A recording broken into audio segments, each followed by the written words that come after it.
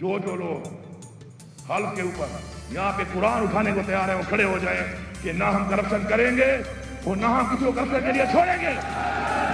اٹھائیں حلف اور حلف اٹھائیں کہ ہم قرآن پہ حلف دیتے ہیں کہ نہ ہم کرپشن کریں گے نہ ہم کرپشن میں کمپرومائز کریں گے. علی امین گندا پور کے پی کے وزیر اعلیٰ منتخب. علی امین گندا پور کا مقابلہ نون لیگ کے ڈاکٹر عباد اللہ خان سے تھا. علی امین گندا پور نے 90 ووٹ حاصل کیے جبکہ ان کے مقابلے میں ڈاکٹر عباد اللہ خان نے صرف 16 ووٹ حاصل کیے. علی امین گندا پور نے وزیر اعلیٰ بنتے ہی سب ممبران سے کہا کہ اگر قرآن پر حلف دیتے ہیں تو کھڑے ہو جائیں، نہ ہم کرپشن کریں گے نہ کرپشن کرنے والے کو چھوڑیں گے. علی امین گندا پور کے پی کے وزیر اعلیٰ منتخب.